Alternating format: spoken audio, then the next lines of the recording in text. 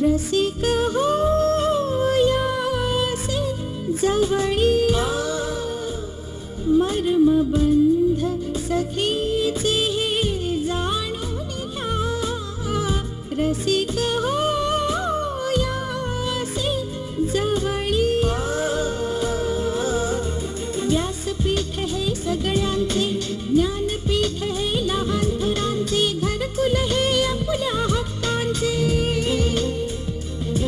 हातात हात देऊन या सखीच्या प्रेमास दाद देऊया. सखीस आपुल्या करूया. हॅलो सखी, हॅलो सखी, हॅलो सखी, हॅलो सखी.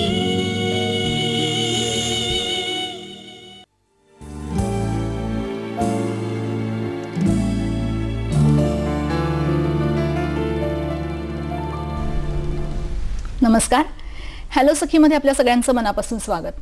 वेगवेगळ्या कारणासाठी परदेशी प्रवास करणाऱ्यांचं प्रमाण अलीकडे खूप मोठ्या प्रमाणात वाढलंय. यामध्ये पर्यटन हे सगळ्यात मोठ्या प्रमाणात जरी दिसत असलं तरी सुद्धा नोकरी धंद्यासाठी आणि शिक्षणासाठी जाणाऱ्यांची सुद्धा संख्या अलीकडच्या काळामध्ये खूप वाढलेली आहे. या प्रत्येक वेळेला कधीही आपल्याला जर परदेशी जायचं असेल कुठल्याही देशामध्ये तर त्या देशाची कायदेशीर परवानगी घेणं हे अतिशय आवश्यक असतं आणि यासाठी आपल्याला त्या देशाचा विजा मिळवावा लागतो.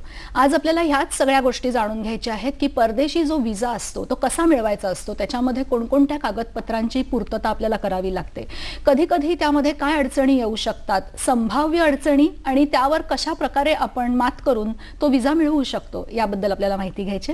आणि ही माहिती देण्यासाठी आज आपल्याबरोबर याच विषयाचे तज्ज्ञ आहेत उमाकांत तासगावकर आहेत आपल्याबरोबर. नमस्कार. नमस्कार. उमाकांत तासगावकर हे गेली 30 पेक्षा जास्त वर्ष पर्यटन आणि परदेशी शिक्षण या क्षेत्रामध्ये काम करतात. पर्यटन आणि परदेशी शिक्षणाबद्दल ते स्वतःच्या संस्थेमधून काम करत असतात. वर्तमानपत्रामधून तसंच वेगवेगळ्या वाहिन्यांवरून सुद्धा त्यांनी या विषयाशी संबंधित कार्यक्रमांमध्ये भाग घेतलेला आहे. मराठी मुलांमध्ये विशेषतः परदेशी शिक्षणाबद्दल जागृती व्हावी असा त्यांचा प्रयत्न असतो. ट्रॅव्हल अँड टुरिझमचं प्रशिक्षण देणाऱ्या संस्थांमध्ये ते व्याख्यानं देतात. तसंच देशात आणि परदेशात अनेक ठिकाणी ते व्याख्यानं देत असतात या विषयावर.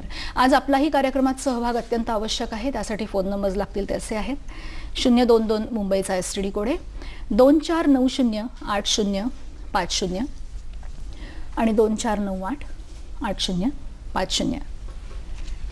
आपणही जरूर कार्यक्रमात सहभागी व्हा. परदेशी विजा मिळवण्याच्या पद्धती असा विषय आहे. उमाकांत तासगावकर आज आपल्याबरोबर आहेत.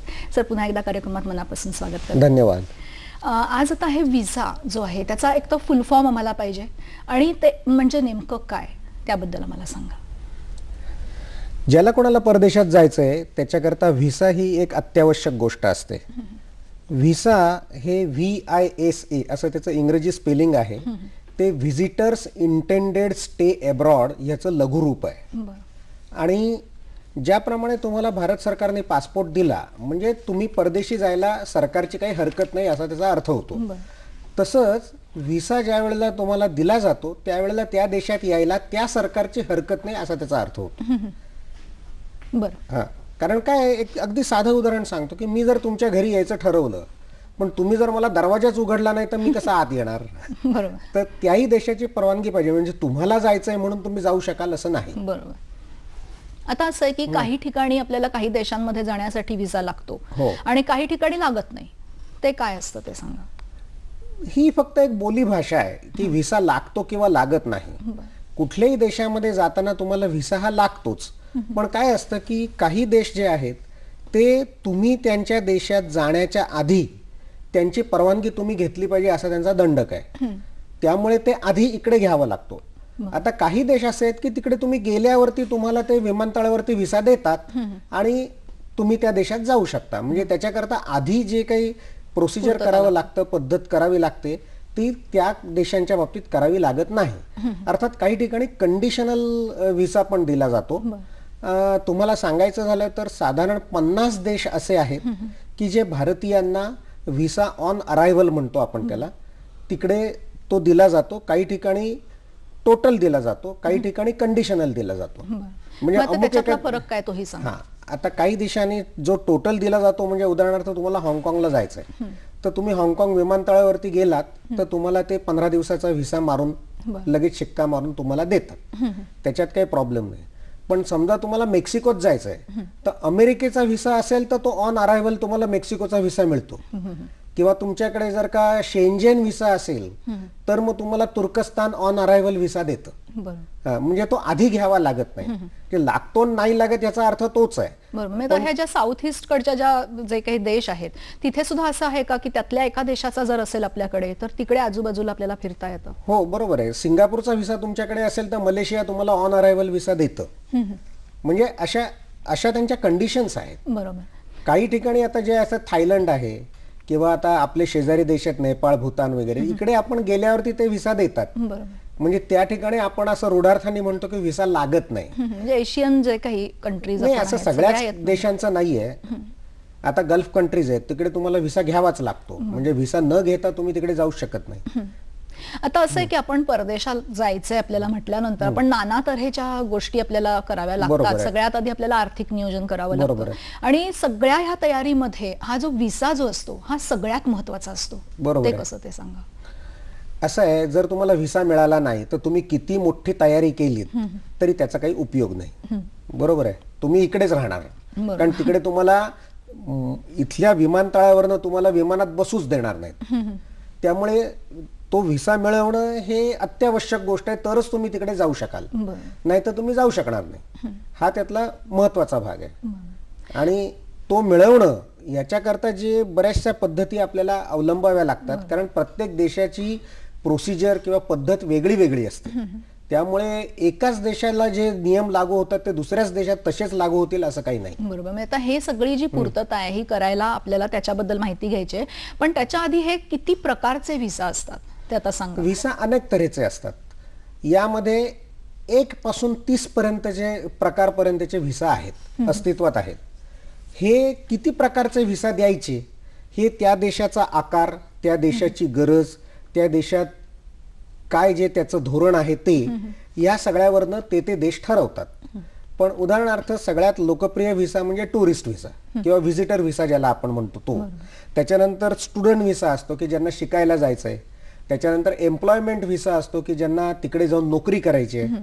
त्याच्यानंतर बिझनेस व्हिसा असतो की ज्यांना तिकडे जाऊन बिझनेस करायचा आहे. डिपेंडंट व्हिसा असतो की जे वृद्ध पालक आपल्या मुलांवर अवलंबून आहेत किंवा की ते तिकडेच जाऊन त्यांच्याबरोबर राहू शकतात. मायग्रेशन व्हिसा असतो की ज्यांना त्या देशात जाऊन स्थायिक व्हायचं आहे. अशा अनेक तऱ्हेचे व्हिसा आहेत. काही देशात ते फक्त टुरिस्ट व्हिसा देतात, पण अमेरिकेसारखा देश जवळजवळ 30 प्रकारचे व्हिसा देतो.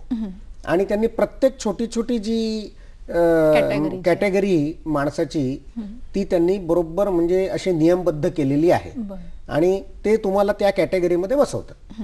आता असं समजलं जातं की व्हिसा मिळवणं काही काही देशांचा ही खूप मोठी कठीण प्रोसिजर असते ती सगळी. तर त्याच्यामध्ये काय काय पहिल्यांदा आपल्याकडून आपण तयारी करायला हवी की ज्यामुळे पुढचे अडथळे टळू शकतात? नाही, व्हिसामध्ये बघा काय अनेक गोष्टी आहेत. प्रत्येक देशाचे पद्धत वेगळी असते, त्यांचे नियम वेगळे असतात, त्यांचं धोरण वेगळं असतं. उदाहरणार्थ स्टुडंट व्हिसा करता 2 वर्षापूर्वी ब्रिटिश सरकार 58,000 व्हिसा देत होती स्टुडंट्सना जगभरातून. आता ते प्रमाण त्यांनी फक्त 6,000वरती आणलंय. 52,000 व्हिसा त्यांनी कट केले. बरोबर आहे. तर हे त्यांच्या त्यांच्या देशावरती अवलंबून आहे. पण आपल्याला जे काय करायचं आहे तर त्याच्यामध्ये प्रामुख्याने आपल्याला आर्थिक नियोजन, आपले सगळे कागदपत्र, ही प्रामुख्याने कागदपत्र याच्यामध्ये लागणार. म्हणजे तुम्हाला 3 वर्षाचं इन्कम टॅक्स दाखवावं लागेल, तुम्हाला 6 महिन्याचं तुमचं कमीत कमी बँक स्टेटमेंट दाखवावं लागेल आणि त्याच्यानंतर तुमचे बऱ्याच देशांमध्ये फोटो लागतात. तर हे फोटो साधारण 45 मिलीमीटर बाय 35 मिलीमीटर हा साधारण स्टँडर्ड साईज आहे. बाकी आता UK, USA त्यांचे वेगळे साईज आहेत, पण त्यांचे फोटो ते तिकडे तुम्ही व्हिसा काढायला गेल्यानंतर ते काढतात. बरोबर. किंवा आजकाल फिंगरप्रिंट्स घेतात ज्याला बायोमेट्रिक म्हणतात. तर ते पण आता त्यांनी नव्याने सुरू केलंय. परंतु हे सगळं तुम्ही कागदपत्र सगळी कव्हरिंग लेटर, त्याचप्रमाणे अनेकदा आपण जेव्हा शेंजेन व्हिसा घेतो तर शेंजेन व्हिसाला तुम्हाला इन्शुरन्स लागतो. खरं आता हे सगळं आपण शेंझेन व्हिसा बद्दल आपल्याला मोठी विस्तृत माहिती घ्यायची आहे, पण त्याआधी आपण एक फोन घेऊया. मधुकर परांजपे बोलतात आपल्याशी. हॅलो, नमस्कार. हॅलो, हॅलो बोला. नमस्कार, हॅलो मॅडम, मी बोला. मधुकर परांजपे बोलतो कोल्हापूर. बोला. वैताना आपला नमस्कार आपल्याला. नमस्कार. नमस्कार नमस्कार. माझा प्रश्न एवढा होता की माझी मुलगी टेक्सासला अमेरिकेत असते. हम्म. ती पीएचडी करते मटेरियल सायन्स मध्ये, नवरा तिच्या आयटी मध्ये आहे. हा हा. तर त्या दोघांनी म्हणजे पटेल जावयांनी आम्हाला सगळे कागदपत्र घेऊन दिले लावून आम्ही ते सगळे पूर्ण केले. बरं आमचं 3दा रिजेक्ट झाला विजा. बरं. आमचं काय चुकलं आणि काय करायला पाहिजे? बरं, धन्यवाद. खूप चांगला आपला प्रश्न आहे. रिजेक्ट होणं व्हिसा याच्याबद्दल आपल्याला माहिती घ्यायची आहे, पण एका छोट्याशा विश्रांती. ब्रेक नंतर आपलं पुन्हा एकदा हॅलो सखीमध्ये स्वागत. कुठेही परदेशात जायचं असेल तर तिकडची परवानगी मिळणं अतिशय आवश्यक असतं. व्हिसा मिळवावा लागतो आपल्याला. ती एक खूप मोठी प्रक्रिया असते, त्याबद्दल आपण जाणून घेतोय. उमाकांत तासगावकर आज आपल्या बरोबर आहेत. त्यांचा 3 वेळा रिजेक्ट झालाय असं मधुकर परांजपे यांनी विचारलंय, तर त्याबद्दल सांगा जरा थोडं. नाही, त्यांचा अमेरिकेचा व्हिसा 3 वेळा रिजेक्ट झालाय असं त्यांचं म्हणणं आहे. असं काही नाही, अमेरिकेचा व्हिसा 4-4, 5-5 वेळा रिजेक्ट झालेले आहेत लोकांचे, आणि त्यानंतर आम्ही त्यांना मार्गदर्शन करून ते त्यांचे व्हिसा झालेले पण आहेत. पण ह्याच्यामध्ये अमेरिकन व्हिसामध्ये 2 गोष्टी फार महत्वाच्या असतात. एक म्हणजे त्यांचे सगळी कागदपत्र, आणि अनेकदा त्यांचा इंटरव्ह्यू. हा इंटरव्ह्यूला अपियर होणं हे एक महत्वाचा कार्यक्रम असतो, आणि 2 मिनिटाचा खेळ असतो. या 2 मिनिटामध्ये आपण व्यवस्थित त्यांना उत्तर द्यायची, आणि त्यांनी आपल्याला व्हिसा द्यायचा किंवा नाही द्यायचा. तर हा इंटरव्ह्यू तुम्ही कसा देता याच्यावरती खूप काही अवलंबून असतं. प्रश्न असा आहे की लोक व्हिसाला जाताना बाजारात भाजी आणायला जावं इतक्या सहजतेने जातात. त्याकरता जो गृहपाठ करावा लागतो, जी पूर्वतयारी करावी लागते, ती करत नाहीत. आता आम्ही अनेकांना चांगलं उत्तम काउन्सिलिंग करतो की तुम्ही इंटरव्ह्यूला कसे अपियर व्हाल, काय उत्तरं द्याल, आणि प्रत्येक केस टू केस की बाबा ज्या पद्धतीने व्हिसा रिजेक्ट झाला तर त्यात हरकत काही नाही, तो कधीतरी होणारच आहे, आपली सुद्धा सगळी कामं होतातच असं काही नाही.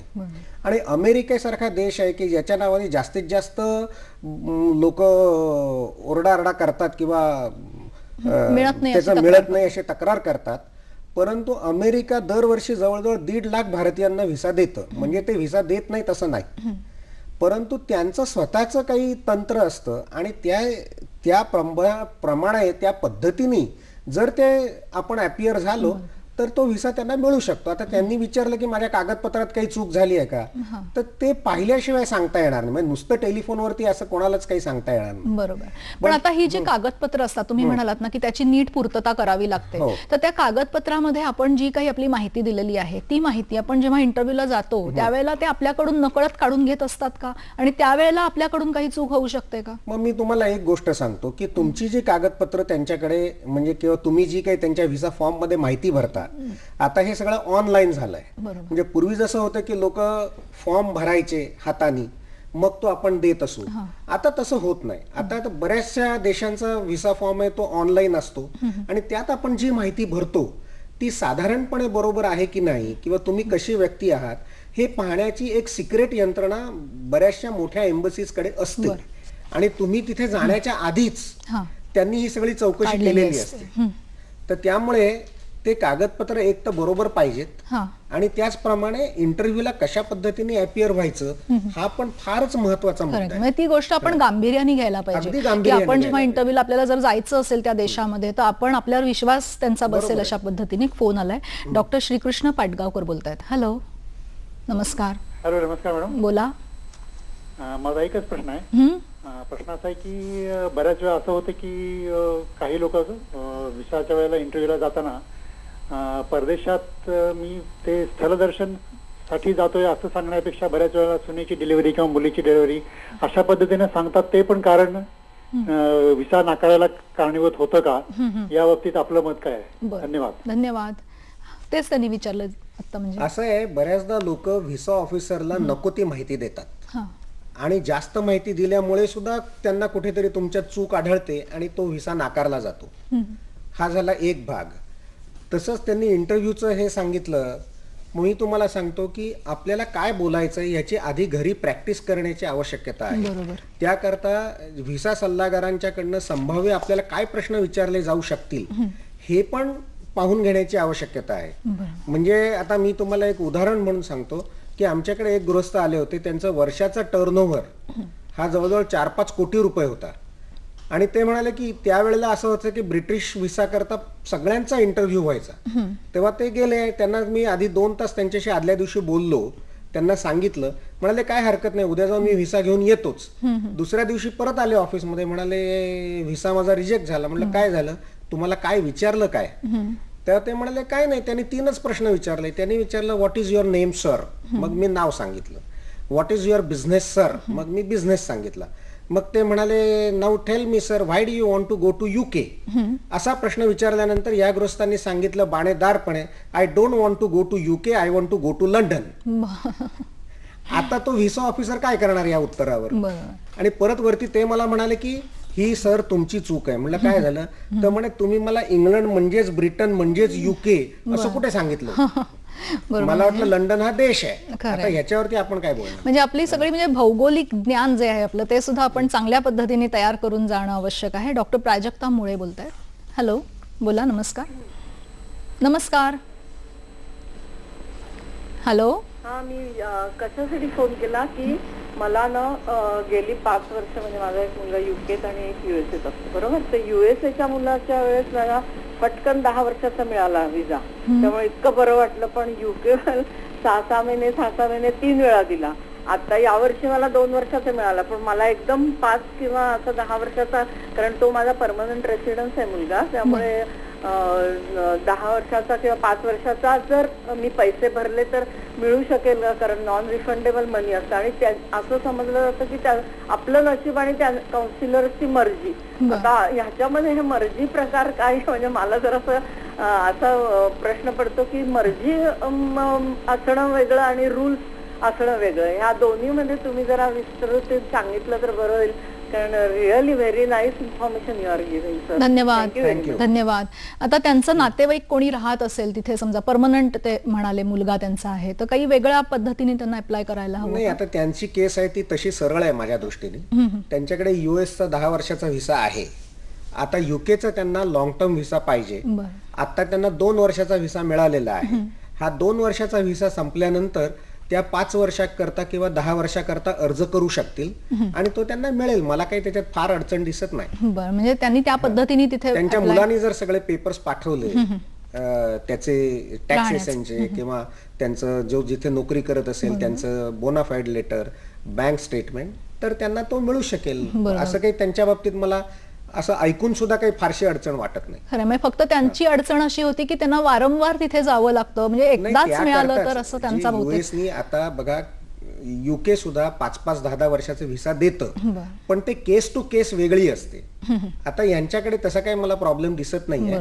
हा 2 वर्षाचा जो व्हिसा व्हॅलिड आहे तो वापरून झाल्यानंतर त्या 5 वर्षाकरता किंवा 10 वर्षाकरता अर्ज करू शकतो. बरोबर, म्हणजे त्या मुलाकडून त्या सगळ्या कागदपत्रांची आणि यांची जे काय असतील पूर्तता त्या दोन्ही बाजूंनी ती कागदपत्र जर व्यवस्थित असतील तर त्यांना मिळू शकेल. ही माहिती आपल्याला अशीच पुढे घ्यायची, पण एका छोट्याशा विश्रांतीनंतर. ब्रेकनंतर आपलं पुन्हा एकदा हॅलो सखीमध्ये स्वागत. व्हिसा मिळवण्याच्या पद्धती आपण जाणून घेतोय. उमाकांत तासगावकर आज आपल्या बरोबर आहेत. आपल्याला आता जो डॉक्टर प्राजक्तांनी एक प्रश्न विचारला त्याचं तुम्ही अर्ध उत्तर दिलं, पण त्यांनी त्याच्यात एक असा प्रश्न विचारला होता की मिळवत असताना त्यांना असं काही कोणी सांगितलं की काही मर्जीवर असतं, ते कितपत खरं आहे? नाही, मर्जीवरती असतं वगैरे हे तितकंसं खरं नाही. असं आहे की तुम्ही एकदा व्हिसा ऑफिसमध्ये जाता, तुमच्यासारखे तो रोज 1000 व्हिसा ऑफिसर लोक बघत असतो आणि रोज लोकांशी संपर्क आल्यामुळे साधारण त्यांचं स्वतःचं एक रीडिंग असतं प्रत्येक माणूस समोर आल्यानंतर की त्याचं काय हे आहे. सगळी कागदपत्र बरोबर आहेत, सगळं काही व्यवस्थित आहे, तरी सुद्धा तुमचा व्हिसा रिजेक्ट होऊ शकतो. याचं कारण असं आहे की त्या व्हिसा ऑफिसरचं जे काही त्याचा विचार असेल तुमच्याबद्दल, जे काही तुमचं इम्प्रेशन झालेलं असेल त्याच्या मनात, त्याच्यावरती ते अवलंबून असतं. पण त्याकरता तुम्ही परत अपील करू शकता. म्हणजे बऱ्याच देशांमध्ये ही पद्धत आहे. आणि जर त्यांची काही चूक झाली तर ती निदर्शनाला आणली तर ते रेक्टिफाय करून तुम्हाला व्हिसा देतात. पण एक गोष्ट लक्षात ठेवायची की शेवटी व्हिसा देणं किंवा न देणं हे फायनली त्यांच्याच हातात असतं आणि ते त्याच्यावरती जाऊन तुम्ही त्यांच्यावर वाद घालायचा नाही. आता आम्ही काय करतो, जे रिजेक्ट होतात व्हिसा तर आम्ही त्याची कारणं जाणून मग एखादा वकील ज्याप्रमाणे कोर्टाला ऍक्सेप्टेड होतील असे कागदपत्र करतो तयार, तसं आम्ही करतो. त्यांच्या आक्षेपांना आम्ही योग्य ती उत्तरं देतो. त्यामुळे मग ज्याचा व्हिसा रिजेक्ट झालाय त्याचा तो परत त्याला मिळतो आणि बऱ्याच केसेसमध्ये असा मिळालेला आहे. बरोबर, म्हणजे असे पण अनुभव असू शकतात. संतोष बोलतात आपल्याशी उस्मानाबादून. हॅलो, नमस्कार. हॅलो संतोष, हॅलो, बोला, प्रश्न विचारा. नमस्कार मॅडम. नमस्कार, हॅलो, बोला, आपला प्रश्न विचारा. आमचा मुलगा आहे तो आता सध्या एक शिक्षण घेत आहे, तर त्यासाठीच आपण व्हिसा काढायचं बाहेर देशात. आपला प्रश्न कोणते कागदपत्र लागतात? आपला प्रश्न परत एकदा विचारा कृपया. नाही, जो आपल्याला व्हिसा काढण्यासाठी जो आहे त्यासाठी कोणते कागदपत्र लागतात? बरं, धन्यवाद. त्यांचा मुलगा शिक्षण घेतोच आहे परदेशात, तर त्यांना बहुतेक हवं असेल तर त्याच्यासाठी काय कुठल्या देशात जाणार आहे तो किंवा कुठल्या देशात तो शिक्षण घेतोय? नाही, तो घेतोच आहे, ह्यांना जायचंय बहुतेक, तर त्यासाठी त्यांना कोणती कागदपत्र हवीत असं त्यांचा प्रश्न आहे. नाही, ते कुठल्या देशात जायचं ह्याचा त्यांनी उल्लेख नाही ना केला. बरं, मग प्रत्येक देशात आपण असं जनरली असं वेगवेगळी आहे की जो व्हिसा दिला जातो तर तो सर्वसाधारणपणे तुमची आर्थिक स्थिती पाहून दिला जातो आणि कुठल्याही देशाला गरीब लोक आपल्या देशात यायला नको असतात. तर त्यामुळे बाबा तुमच्याकडे तेवढे पैसे आहेत का? तुम्ही आमच्या देशात गेल्यानंतर काय आहे, करन्सी डिफरन्स खूप आहे. आता 1 पाऊंड म्हणजे 90 रुपये झाले. म्हणजे आपण समजा इकडे जे 2000 रुपये खर्च करतो तेच आपण ब्रिटनमध्ये गेले की 2000 पाऊंड लागतात आणि त्याची किंमत आता जवळपास 1,80,000 रुपये होती. तर हे तुम्हाला परवडणारं आहे का नाही हे प्रथम बघितलं जातं. त्याचबरोबर तुम्ही ती सगळी कागदपत्र तुमची जेन्युइन आहेत की नाही, कारण आपल्या देशामध्ये खोटी कागदपत्र सादर करण्याचं प्रमाण खूप आहे. तर त्यामुळे तो पण एक मोठा प्रॉब्लेम आहे. पण कुठल्या देशात जायचंय त्याच्यावरती बऱ्याचशा गोष्टी अवलंबून आहेत. आता मगाशी तुम्ही म्हणालात की वेगवेगळ्या प्रकारचे व्हिसा असतात, तर ह्याच्यामध्ये जे सरकारी काम करणारे नोकरीमध्ये जे आहेत त्यांच्यासाठी काही वेगळं लागतं का, अजून ऍडिशनल काही लागतं का? नाही, सरकारी नोकरांचं काम खरं सांगायचं तर सोपं आहे. जर ते अगदी व्यवस्थितपणे त्यांना परदेशात जायचं असेल तर त्यांना 2च गोष्टी लागतात. एक म्हणजे ते ज्या ऑफिसमध्ये नोकरी करतात त्या कार्यालयाची त्यांना NOC म्हणजे नो ऑब्जेक्शन सर्टिफिकेट लागतं. ते ना हरकत प्रमाणपत्र त्यांना मिळालं की त्यांची जी रजा आहे ती मंजूर झाल्याचं पत्र त्यांना लागतं. या 2 गोष्टी जर त्यांच्याकडे असतील तर बाकी त्यांना काही फार त्रास होत नाही. म्हणजे त्यांचे पगाराचे स्लिप, बँक स्टेटमेंट वगैरे सगळं दिलं, इन्कम टॅक्स पेपर्स, तर काही अडचण काही तशी येत नाही त्यांना. आणि त्यासाठी कोणाचं हमी पत्र किंवा अशासारखं काही लागतं का त्यांना? गॅरंटर कोणी लागतो का त्यांना? नाही, सरकारी जे नोकरीमध्ये आहेत काही गॅरंटर नाही लागत. एकदा त्यांच्या कार्यालयाने त्यांची रजा मंजूर केली आणि त्यांना ना हरकत प्रमाणपत्र दिलं तर त्यांना काही गॅरंटरची गरज नाही. आणि आता जे शिक्षणासाठी जात आहेत परदेशामध्ये, तर त्यांना त्या कागदपत्रांच्या बरोबर काही तुमचा बँक बॅलन्स किंवा काही असं गॅरंटी अशी दाखवावी लागते का? ती कशा पद्धतीने दाखवावी ती दाखवावी लागते. तुम्ही एज्युकेशन लोन घेऊ शकता. त्याचप्रमाणे तुमचे कोणी नातलग परदेशात असले तर ते तुम्हाला स्पॉन्सर करू शकतात. भारतातले जे तुमचे नातलग किंवा मित्र असतील आणि ज्यांची आर्थिक स्थिती चांगली असेल ते तुम्हाला स्पॉन्सर करू शकतात. पण हे तुम्ही एम्बसीला दाखवलं पाहिजे की हे एवढे पैसे या मुलाला उपलब्ध आहेत, तर त्याचा व्हिसा होऊ शकतो. बरोबर. एक फोन आलेला आहे आपल्याला. रेखा दिवेकर बोलतायत अंधेरीहून. हॅलो. हॅलो, हा, बोला. मला असं म्हणायचंय, बोला. हॅलो, बोला, प्रश्न. मला असं विचारायचं होतं की जर आपल्याला जायचं असेल, समजा मला आता US ला जायचंय, तर मला आधी तिकीट ब्लॉक करणं आवश्यक आहे का? हा, बरं, धन्यवाद. त्यांनी तिकिटासंबंधी विचारलंय, पण आपला आजचा जो प्रश्न आहे तो व्हिसाशी संबंधित आहे. आपण व्हिसा मिळवण्याच्या बद्दल नाही, ते व्हिसा बद्दलच बोलतायत की व्हिसा मिळवायचा असेल तर आधी तिकीट ब्लॉक करणं आवश्यक आहे का? तर याचं एक उत्तर असं आहे की जे युरोपियन देश आहेत किंवा इतर अनेक देश आहेत जे आधी तिकिटाकरता आग्रह धरतात आणि आधी तिकीट त्यांना आधी नुसतं तिकीटच नव्हे तर त्यांना हॉटेल रिझर्वेशन पण द्यावं लागतं, तिकीट द्यावं लागतं. त्याचप्रमाणे तुम्ही तिकडे फॉरेन करन्सी तुमची घ्यावी लागते.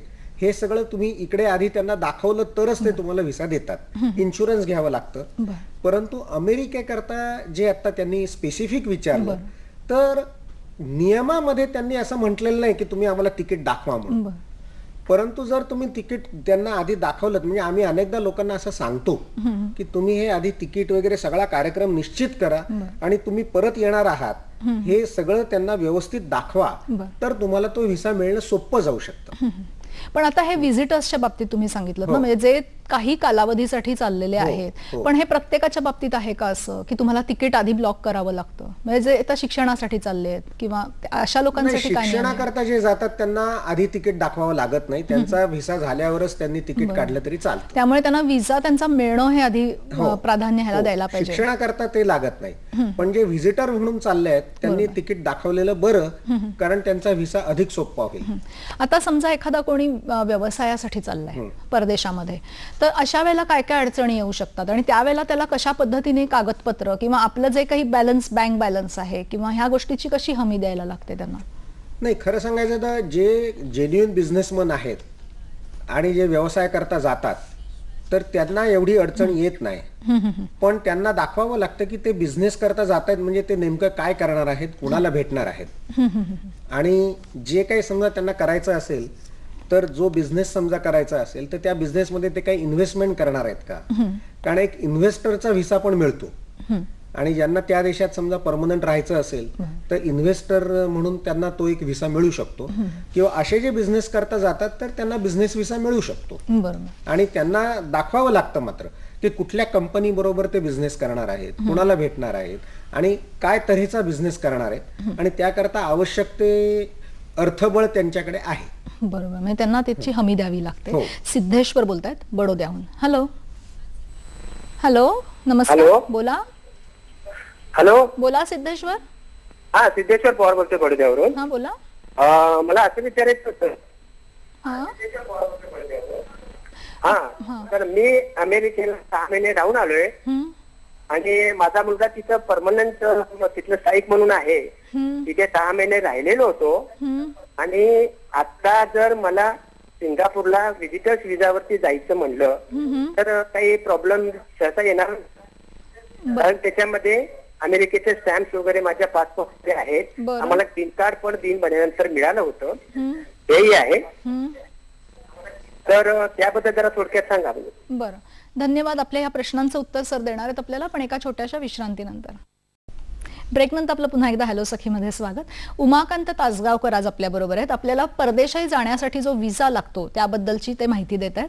सिद्धेश्वर यांचा जो प्रश्न होता की ते अमेरिकेला जाऊन आलेत आणि त्यांना जर आता पुढे सिंगापूरला जायचं आहे तर त्याला काही अडचण येऊ शकते का, असा त्यांचा प्रश्न. त्यांना काही अडचण येणार नाही. सिंगापूर व्हिसाला फार काही लागत नाही.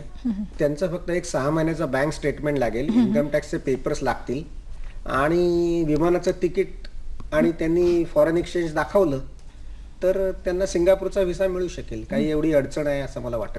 आणि आता अमेरिकेत त्यांचा मुलगा परमनंट आहे असं ते म्हणाले, तर त्याच्याशी संबंधित मला एक प्रश्न विचारायचा आहे की अमेरिकेची सिटिझनशिप आणि ग्रीन कार्ड ह्याच्यामधला फरक काय?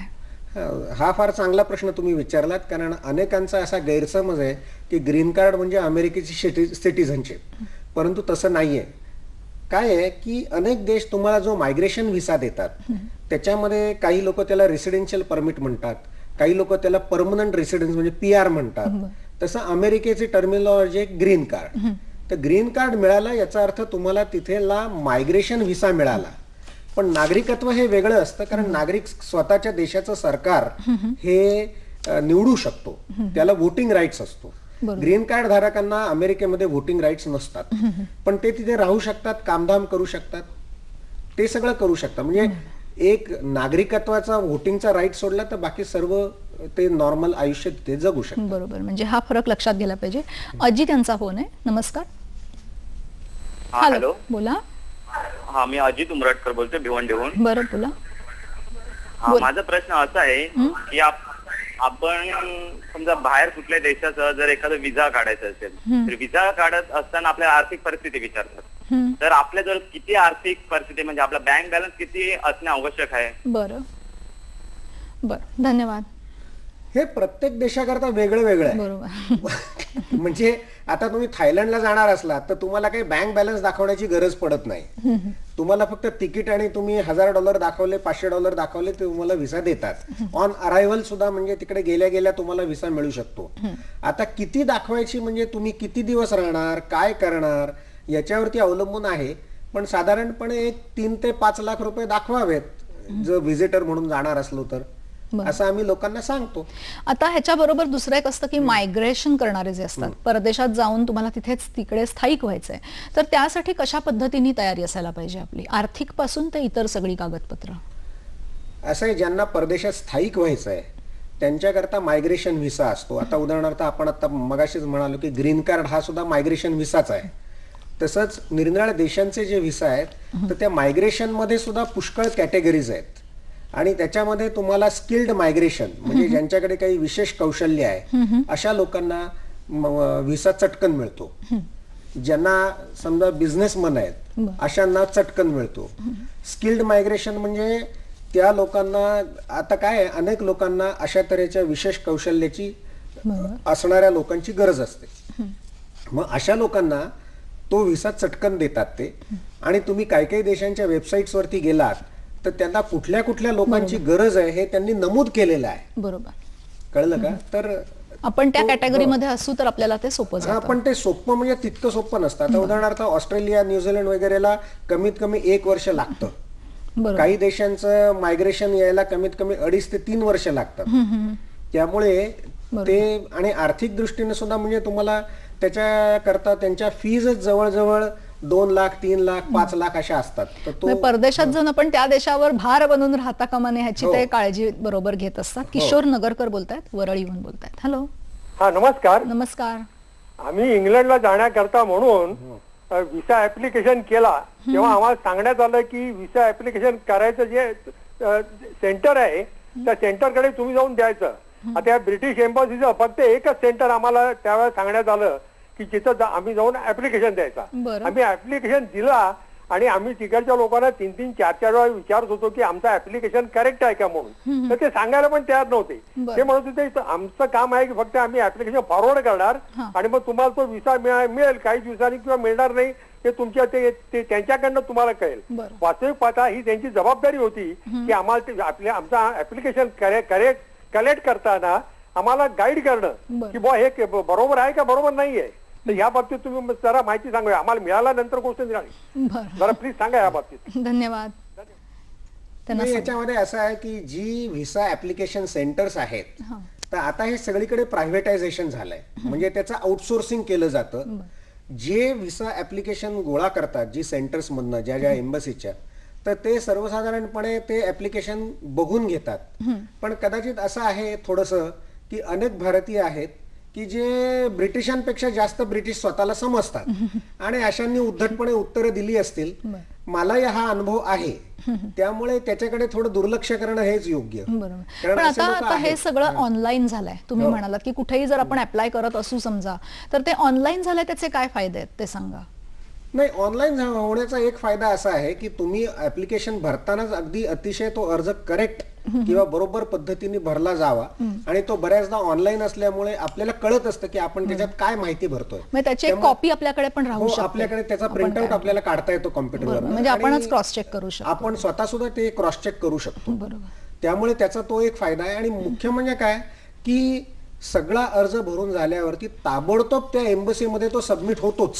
बरं. म्हणजे त्यांना ऑलरेडी कल्पना आलेली असते की तुम्ही कोण आहात आणि कशा करता व्हिसा मागताय. बरोबर का? म्हणजे हे आपलं आपण क्रॉस चेक आधी केलं तर जास्त सोयीचं असतं. अशोक बोलतायत, बोरिवलीहून बोलतायत. हॅलो. नमस्कार. हॅलो, नमस्कार. बोला. हा, मी अशोक नायडू बोलतोय बोरिवलीहून. हा, हॅलो. बोला. मी युकेला चाललोय. बरं. हा, आणि मला शेंगेन व्हिसा काढायचा असेल तर व्हॉट इज द प्रोसिजर? बरं, धन्यवाद. आपण ह्या मुद्द्याकडे येणारच होतो, शेंजेन व्हिसा वरती. मग त्याची पूर्ण आधी माहिती द्या तुम्ही. आणि तो मिळणं काही वर्षांनी कठीण होणार आहे असं तुम्ही म्हणाला होता, ते कसं? ते बरोबर आहे. पहिली गोष्ट म्हणजे ते युकेला चाललेत पण त्यांनी युकेचा व्हिसा त्यांना मिळालाय की नाही हे आपल्याला सांगितलेलं नाही. त्यांना जर युकेचा व्हिसा मिळाला असेल तर त्यानंतर शेंजेन व्हिसा करता त्यांना अर्ज करता येईल. शेंजेन व्हिसा हा साधारणपणे 25 युरोपियन देशांचा एकच व्हिसा असतो आणि तो व्हिसा मिळाल्यानंतर तुम्ही साधारण 25 युरोपियन देशांना व्हिजिट करू शकता किंवा तिकडे भेट देऊ शकता. आता हा जो व्हिसा आहे त्याच्याकरता तुम्हाला तुमचे आर्थिक कागदपत्र, इन्कम टॅक्स, त्याचप्रमाणे तुमचे फोटो जे मी सांगितलं 45 बाय 35 mm लागतात त्याच्याचप्रमाणे 6 महिन्याचं बँक स्टेटमेंट, त्याचप्रमाणे विमानाचं ticket, return ticket, one way नव्हे, आणि हॉटेल रिझर्वेशन, त्याचप्रमाणे ओव्हरसीज इन्शुरन्स, कारण परदेशामध्ये ज्या आरोग्य सेवा आहेत खूप महाग आहेत. बरोबर. म्हणजे इकडल्या एखाद्या माणसाने घरदार विकलं तरी पूर्ण होणार नाही, तर त्याच्याकरता इन्शुरन्स त्यांना कंपल्सरी असतो. त्याचप्रमाणे जी तुम्ही तिकडे जाऊन किती फॉरेन करन्सी घेऊन जाणार तिकडे खर्च करण्याकरता, हे सगळं त्यांना आधी दाखवावं Declare लागतं. करायला लागतं. ते जर दाखवलं तर त्यांना, आणि ते व्यवस्थित असेल सगळं, तर त्यांना तो व्हिसा मिळू शकेल. आजकाल काही शेंजेन देशांनी इंटरव्ह्यू कंपल्सरी केलाय, तर त्यांची अपॉइंटमेंट घेऊन तिकडे इंटरव्ह्यूला पण जावं लागतं. बरोबर. आणि काही देशांमध्ये अजूनही इंटरव्ह्यू घेतला जात नाही, कागदपत्रांवरनं ते डिसाईड करतात की तुम्हाला व्हिसा द्यायचा का नाही. मी जे म्हणालो होतो की शेंजेन व्हिसा फार कठीण होणार आहे, माझा असा अंदाज आहे की डाऊन द लाईन समजा एक 5 वर्ष की तुम्हाला युकेचा व्हिसा मिळेल, USA मिळेल, पण शेंजेनचा व्हिसा मिळणार नाही. बरं. याचं कारण असं आहे की 25 देशांमध्ये जो काही करार झालेला आहे युरोपियन युनियनच्या देशांमध्ये, तर त्याच्यामध्ये असं आहे की जो देश तुम्हाला व्हिसा देईल त्या देशाची जबाबदारी आहे. तर त्या देशाची जबाबदारी असल्यामुळे जर समजा तुम्हाला एखाद्या देशाने कंट्री ए नी व्हिसा दिला आणि तुम्ही कंट्री सी किंवा डी मध्ये जाऊन धमाल केलीत, तर country A will be responsible. मग त्यांनी जर जबाबदारी ते कशाला घेतील तुमची? जोपर्यंत त्यांना खात्री पटत नाही की बा तुम्ही योग्य व्यक्ती आहात, तोपर्यंत ते तुम्हाला व्हिसा देणारच नाहीये. बरोबर. म्हणजे सिक्युरिटीसाठी किंवा सेफ्टीसाठी जे आता जगामध्ये आपल्याला जी परिस्थिती दिसते, बरोबर आहे, त्या पार्श्वभूमीवर तुम्हाला असं म्हणायचंय. हो. पण आता आपण एका देशाचा मिळाल्यावर बाकीच्या देशांमध्ये जाऊ शकतो, हो, युरोपियन कंट्रीज मध्ये. नाही, पुढे जाऊ शकणार आहोत, त्याच्यात काही हे नाही. पण तो व्हिसा मिळवणं ही गोष्ट जरा जिकिरीची आहे. बरोबर. आपण ही माहिती अशीच पुढे घेत राहणार आहोत, पण एका छोट्याशा विश्रांतीनंतर. ब्रेक नंतर आपलं पुन्हा एकदा हॅलो सखीमध्ये स्वागत. आज आपल्याला व्हिसा मिळवताना कोणकोणत्या अडचणींना तोंड द्यावं लागतं आणि त्यावर आपण कसं मात करू शकतो, पुढे जाऊ शकतो, आणि त्यासाठी काय काय कागदपत्रांची पूर्तता आवश्यक आहे याची माहिती घेतोय. उमाकांत तासगावकर आज आपल्याबरोबर आहेत. इंटरव्ह्यूच्या बद्दल लोकांच्या मनामध्ये खूप दडपण असतं, म्हणजे खास करून US व्हिसा मिळवताना, तर त्यामध्ये नेमकं कशी तयारी करायला पाहिजे ते सांगा जरा तुम्ही.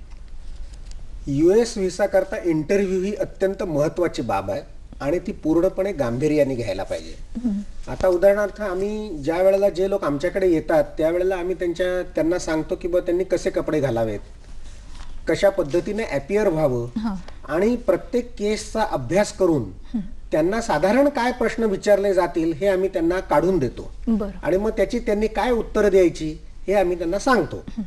सर्वसाधारणपणे जे लोक US व्हिसाला जातात ते कोणती अशी पूर्वतयारी करत नाहीत किंवा आपल्याला सगळं येतंय अशा भ्रमामध्ये ते राहतात, आणि मग प्रत्यक्षात तिथे गेल्यानंतर काही वेळ नसतो, विचार करायलाही वेळ नसतो, त्यावेळेला ती गडबड होते.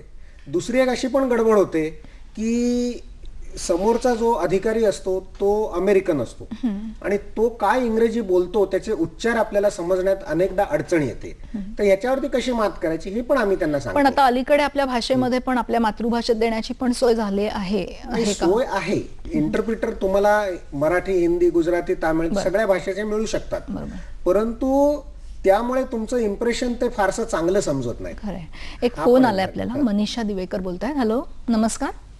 हॅलो हॅलो, बोला मनीषा. हॅलो, बोला मनीषा. हॅलो. की माझा असा प्रश्न आहे की आमच्या US 2 वेळेचा व्हिसा रिजेक्ट झाला, आणि माझा असा अंदाज आहे की पुढच्या माणसाला दिला की मागच्या माणसाला नाही म्हणून एक सांगतात. कागदपत्रांची व्यवस्थित असताना सुद्धा कागदपत्र एकही आमचा बघितला नाही, ठराविकच प्रश्न विचारतात आणि एक फॉर्मॅट मध्ये एक लेटर देतात. आणि आपण जे आज तुम्ही दोघांनी जो विषय चांगला मांडला त्याबद्दल तुमचं अभिनंदन, तुम्हाला शुभेच्छा देते. आणि त्या ग्रहस्थांचा थोडा फोन नंबर एकदा द्या. धन्यवाद. आपल्याला फोन नंबर नंतर मिळू शकेल. कार्यक्रमाच्या नंतर आपण दूरदर्शनला संपर्क साधा, जरूर आपल्याला नंबर मिळेल. त्यांचाही तोच प्रश्न आहे. आपला जो विषय चालला होता आता की 2दा रिजेक्ट झालाय आणि त्यांचा असा समज झालेला आहे की एकाला दिला की दुसऱ्याला नाही, तर ते कसं काय? एक लक्षात ठेवा, अमेरिकन कॉन्सुलेट काही खो खोचा खेळ खेळत नाही. त्यामुळे एकाला दिला आणि दुसऱ्याला दिला नाही, परत तिसऱ्याला दिला, चौथ्याला दिला नाही, असं काही होत नाही. हा पूर्णपणे वैयक्तिक तुमच्या कौशल्याचा प्रश्न आहे, तुमच्या कागदपत्रांचा प्रश्न आहे. त्यांनी कागदपत्र अमेरिकन माणूस बघत नाही, व्हिसा ऑफिसर बघत नाही, ही कॉमन तक्रार आहे.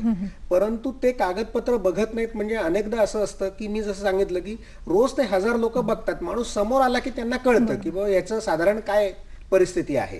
त्यामुळे बरं, तुम्ही ज्या वेळेला व्हिसा फॉर्म ऑनलाईन भरता त्यावेळेला तुम्ही तुमच्या आर्थिक स्थितीबद्दलचं विवरण दिलेलं असतं आणि ते बरोबर आहे की नाही हे ते ऑलरेडी लोक चेक करत असतात. त्यामुळे तसं काही त्यांना म्हणजे बघितलीच पाहिजेत असं काही त्या व्हिसा ऑफिसरवरती जबाबदारी नाही.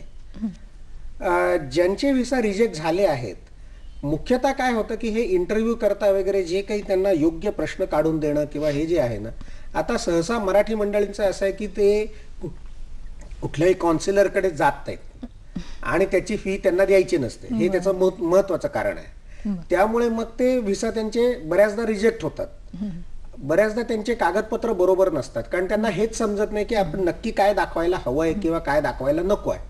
म्हणजे नीट तयारी करून जर गेलं तर आपला हा प्रश्न मिटू शकेल. आता अजून एक असा विचारायचं आहे की एखादा कोणी जात असेल पर्यटनासाठी, त्यांचे कोणीही नातेवाईक नाही आहेत कुठेही, फक्त त्यांना फिरायला जायचंय, तरी सुद्धा त्यांना असा अनुभव येतो, ते काय येतो? ते हेच कारण नाही, नातलग असण्याचा काही संबंध नाहीये. म्हणजे तुमचे जर का तुम्ही योग्य व्यक्ती असाल, आता काय माहितीये का की केवळ आर्थिक स्थितीच बघितली जाते असं नाही. बऱ्याचदा ही व्यक्ती कशी आहे म्हणजे त्यांना जर असं वाटलं की ही व्यक्ती एखाद्या वेळेस आर्थिक स्थिती खूपच चांगली आहे पण ही व्यक्ती कदाचित टेररिस्ट असू शकेल किंवा आमच्या देशात जाऊन इल्लीगल राहील किंवा तिथे जाऊन काहीतरी उद्योग करेल किंवा ही व्यक्ती स्वतःला सांभाळू शकणार नाही जर अडचणीत आली आमच्या देशात, तर अशाही अनेक कारणांनी ते व्हिसा रिजेक्ट होऊ शकतो. बरोबर. आता थोडासा वेगळा विषय की आता बऱ्याचदा असं असतं की बरेच कलाकार जात असतात परदेशामध्ये किंवा असे ग्रुपनी जात असतात, परफॉर्मिंग आर्टिस्ट असतात, तर त्यांच्या बाबतीत काय नियम आहेत व्हिसाचे? नाही, तो ग्रुप जर सगळा व्यवस्थित असेल तर अनेक ग्रुप्सना त्यांनी व्हिसा दिलेले आहेत. म्हणजे अमेरिकेत कशाला, अनेक देश देतात. परंतु तो प्रश्न नाही. काय आहे, आपले जे गुजराती पंजाबी बांधव आहेत त्यांनी काय केलं की त्यांनी अनेकदा फार खोट्या पद्धतीने व्हिसा मिळवण्याचे प्रयत्न केले. त्यामुळे मग अर्थात असं असतं ना की एकदा त्यांचा तसा दृष्टिकोन झाला की मग ते सगळ्यांनाच त्याचा थोडाफार त्रास होणं साहजिक आहे, असं माझं म्हणणं आहे. आता जे इल्लीगली राहतात परदेशामध्ये, तर त्यांना कोणत्या कोणत्या प्रश्नांना तोंड द्यावं लागतं ते सांगा. एक म्हणजे तुम्ही इल्लीगल जर परदेशात राहत असाल तर तुम्हाला एक तर सारखं लपून छपून राहावं लागतं. अर्थात लोक तिकडे जातात, राजरोसपणे त्यांच्या छोट्या मोठ्या नोकऱ्या करतात की ज्या सरकारच्या नजरेत येणार नाहीत, पण जर त्यांनी धाड टाकली तर त्यांना ते डिपोर्ट करतात, म्हणजे परत पाठवतात. पण बऱ्याचदा काय असतं की आता राजकारण हा विचित्र विषय आहे. बरोबर. आणि मतपेटीचं राजकारण हा लोकशाहीमध्ये फारच विचित्र विषय आहे. त्यामुळे आपल्याकडे जशा झोपड्यात निवडणुका आल्या की नियमित करतात, तसं अमेरिकेमध्ये बऱ्याचदा अमनेस्टी स्कीम येते. मग त्याच्यामध्ये जे 10 वर्ष 15 वर्ष इल्लीगल राहत आहेत लोक, त्यांना ते रेग्युलराइज करतात. परंतु इल्लीगल राहणं हे योग्य नाहीच. कधीही टांगती तलवार असते आपल्या डोक्यावर, हे लक्षात ठेवायला पाहिजे. राजन बोलतायत, आंध्र प्रदेशहून बोलतायत. हॅलो, बोला. नमस्कार. बोला. नमस्कार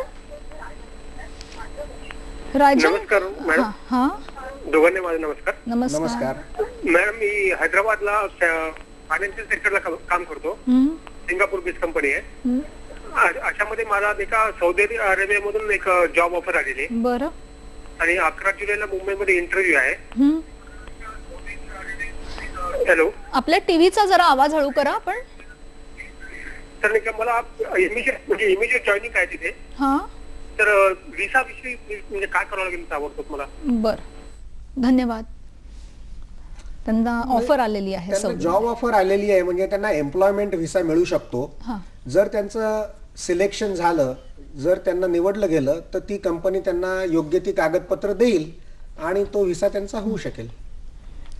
यामध्ये त्यांची निवड होणं आवश्यक आहे, बाकी काही नाही. बरोबर. म्हणजे त्यासाठी तुम्ही त्या कारणासाठी जात आहात हे तुम्हाला त्याच्यामध्ये नमूद करायला हवं. कंपनीने जर त्यांना नेमणूक पत्र दिलं आणि सगळे कागदपत्र त्यांनी दिले व्यवस्थित तर त्यांचा विषय होऊ शकेल. खरं. आता तुम्ही मगाशी बोलता बोलता म्हणालात की काही अशी स्पेसिफिक अशी काही कम्युनिटी आहे की ज्यांच्यामुळे, तर असं नाही की कोणीही असू शकतं तिथे, म्हणजे एखादी असं म्हणजे स्पेसिफिकली नाव आपण नाही घेता कामा की कोणीही जरी गेलं परदेशामध्ये तरी त्यांनी तिकडच्या नियमाप्रमाणे राहणं आवश्यक आहे. आणि बरोबर आहे, परंतु असं झालं होतं की त्यांनी जास्तीत जास्त प्रमाणामध्ये बरोबर. असं काही होतं म्हणून. आता त्याच्यामध्ये आता अजून एक असं आहे की अमेरिकेने मध्यंतरी व्हिसाच्या नियमांमध्ये काही बदल केले. हो. त्याचप्रमाणे आता कॅनडामध्ये सुद्धा मायग्रेशनचे थोडेसे रूल्स त्यांनी बदललेले आहेत.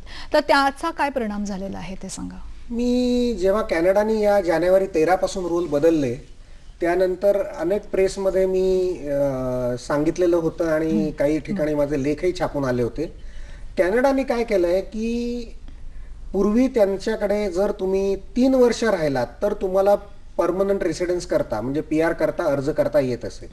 आता ती मुदत त्यांनी 2 वर्षाकरता आणली आहे. त्यामुळे जी भारतीय मुलं समजा 1 वर्ष तिकडे शिकायला गेली किंवा 2 वर्ष राहिली की त्यांना 3ऱ्या वर्षापासून PR करता अर्ज करता येईल. किंवा ज्या लोकांना समजा नोकरी मिळाली 2 वर्ष ते वर्क परमिट वरती आहेत तर त्यांना PR करता अर्ज करता येईल. म्हणजे यांचं 1 वर्ष वाचलंय. म्हणजे जो 1 वर्ष तिथे तसं राहण्याकरता जो काही खर्च करावा लागला असता त्यांना तो आता वाचलेला आहे. बरोबर. म्हणजे ह्या नियमामध्ये जो बदल झालाय त्याचा त्यांना तो फायदा त्याचा होऊ शकेल. भारतीयांना तर खूपच फायदा होईल. विशेषतः जे लोक हॉटेल मॅनेजमेंट किंवा कॉम्प्युटरमध्ये किंवा IT मध्ये आहेत त्यांना तर खूपच फायदा होईल. आता परदेशात जी मुलं शिक्षणासाठी किंवा नोकरीसाठी राहतात, आता US मध्ये काही वेगळ्या प्रकारचा त्यांना व्हिसा मिळतो. तर अशा वेळेला त्यांना समजा काही आपत्कालीन परिस्थिती तिथे असेल तर त्यामध्ये त्या कॅटेगरीतल्या मुलांना कशा प्रकारे संरक्षण मिळू शकतं? परदेशात तुम्ही कुठल्याही कॅटेगरीत असले आणि जर काही आपत्ती तुमच्यावरती आली तर तुम्हाला भारतीय एम्बसी ही तुमची मदत करू शकते. ते ज्या समजा स्टुडंट असेल ते ज्या युनिव्हर्सिटीत आहेत ते तुम्हाला मदत करू शकतात. आणि आपत्ती काय आहे ह्याच्यावरती ते अवलंबून आहे.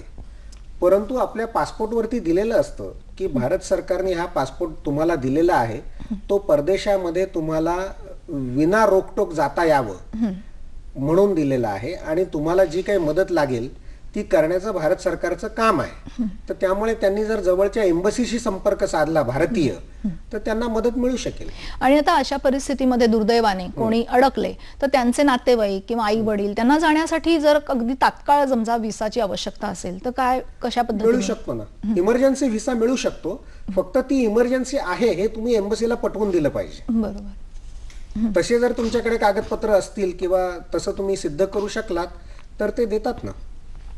आता व्हिसामध्ये एक पेपर व्हिसा म्हणून प्रकार असतो तर त्याचा काय अर्थ ते सांगा आणि त्याच्यात इतर बाकीच्या ज्या काही गोष्टी आहेत त्याबद्दल. नाही, पेपर व्हिसा म्हणजे जो नॉर्मली काय असतं की जो व्हिसा असतो तर त्याचं स्टिकर ते तुमच्या पासपोर्टवरती चिटकवून देतात किंवा त्याच्यावरती त्यांच्या एम्बसीचा शिक्का मारून तुम्हाला व्हिसा दिला जातो.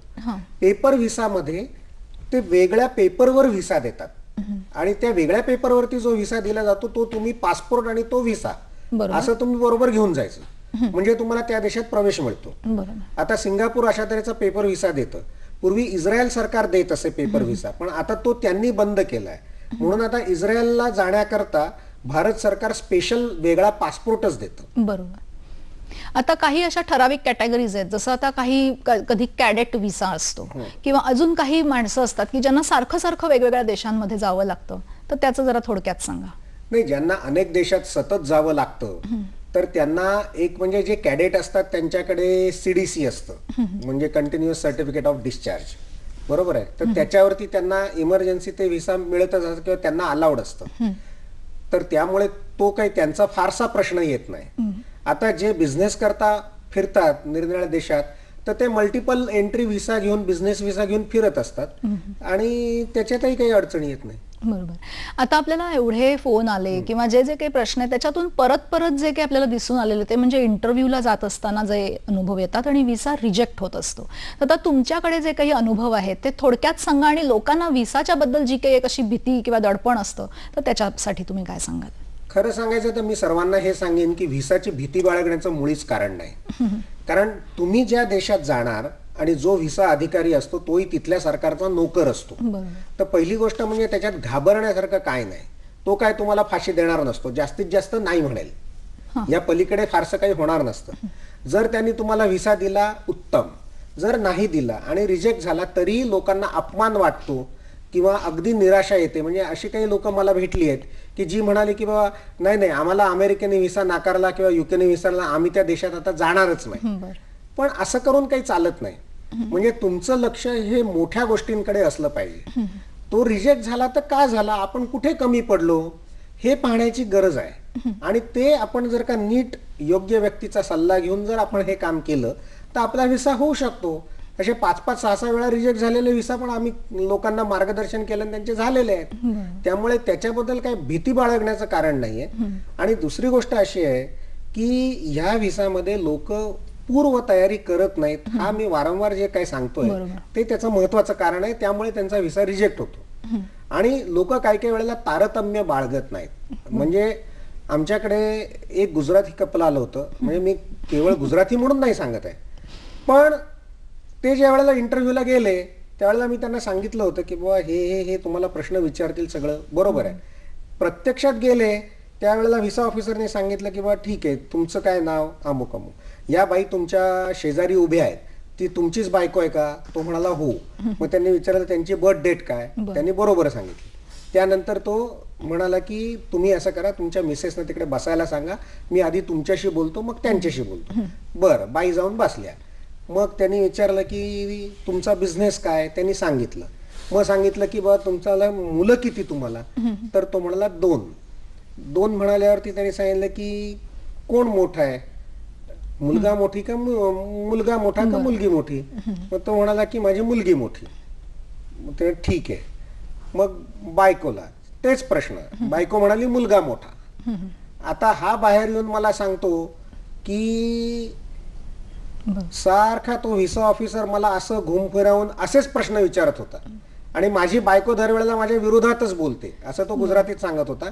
पण मी म्हंटल की तू असं का त्याला उत्तर दिली? म्हणलं मी विसरून गेलो मुलगा मोठा. म्हणजे आता हे जे तुम्ही आता उदाहरण सांगितलं ना, हे प्रातिनिधिक स्वरूपाचं आपण समजूया की किती फुटकळ गोष्टी असतात. म्हणजे आपण एवढी मोठी तयारी करत असतो, सगळ्यात आधी आर्थिक एवढी गुंतवणूक असते आपली, एवढं पेपरवर्क करत असतो आपण, पण ह्या ज्या अगदी छोट्या छोट्या ज्या गोष्टी आहेत त्या छोट्या गोष्टी पण आपल्या हातून मुलगा मोठा का मुलगी मोठी सुटून जाता कामा नाही. म्हणजे हे प्रातिनिधिक स्वरूपाचं उदाहरण आहे. खरं तर आज आता विषय थोडासा विचित्र, म्हणजे क्लिष्ट असा विषय होता, ड्राय वाटेल असा होता, पण इतक्या सुंदर पद्धतीने आणि सोप्या भाषेमध्ये तुम्ही एवढं छान मार्गदर्शन केलं त्याबद्दल हॅलो सखी परिवारातर्फे आपले आभार मानते. धन्यवाद.